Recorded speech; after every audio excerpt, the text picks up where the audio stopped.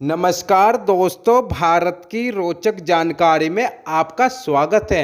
दोस्तों, श्रीलंका की जो आज लंका लगी हुई है ना, वो अपनी इस करनी पर खुद ही जिम्मेदार है।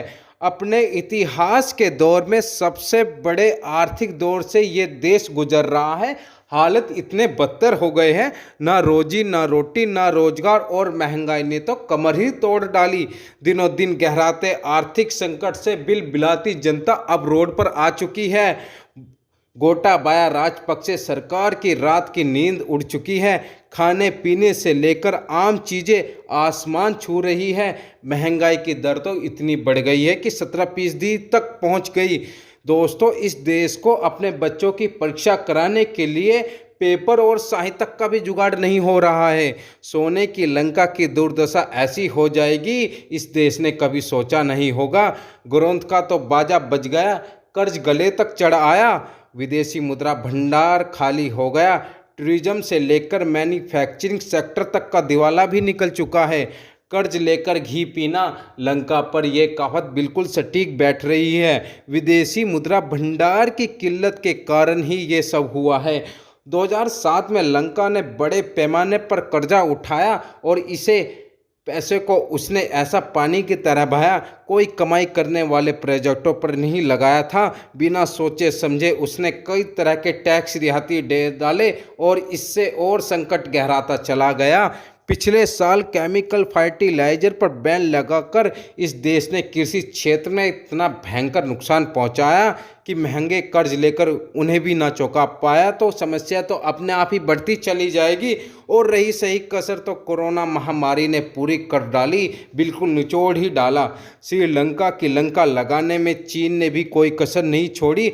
2000 की शुरुआत से ही चीन श्रीलंका को कमर्शियल लोन देना चालू कर दिया था और इसी वजह से चीन से अनाप शनाप ब्याज पर लिया गया लोन लंका के लिए जी का जंजाल बन गया। ड्रैगन ने लंका को कर्ज में पूरी तरह से जकड़ ही लिया। अब ऐसे में लंका वासिया भारत को संकट मोचन के तौर पर देख रहे हैं, वो उसकी शरण में आ रहे हैं। इस हनुमान भारत ने अपने भक्त लंका को निराश नहीं किया। भारत ने हर मुमकिन कोशिश कर रहा है। भारत ने अब तक 2.4 अरब डॉलर की मदद भी कर डाली है।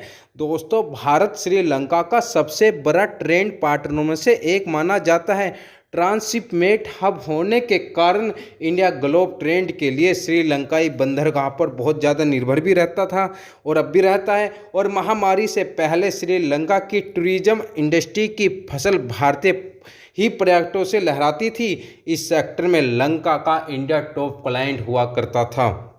दोस्तों, श्रीलंका में प्रत्यक्ष निवेश करने वालों में से भारत का बहुत बड़ा सहयोग रहता है।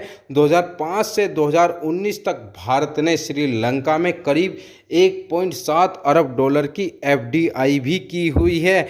इस मामले में चीन और ब्रिटेन के बाद दूसरे नंबर पर भारत ही आता है।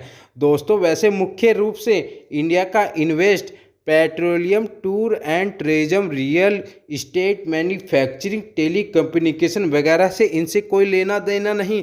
अगर बिजनेस के नज़रिए से देखें तो श्रीलंका भारत के लिए कुछ खास मायने नहीं रखता, लेकिन भू राजनीतिज्ञ दृष्टि से ये द्वीप देश काफ़ी मायने रखता है। अब भारत को श्रीलंका में चीन का प्रभाव एक हद से ज़्यादा बढ़ना नहीं देना चाहिए। इसे हर हाल में रोकना है, यही हमारे लिए एक नज़रिए से अच्छा होगा।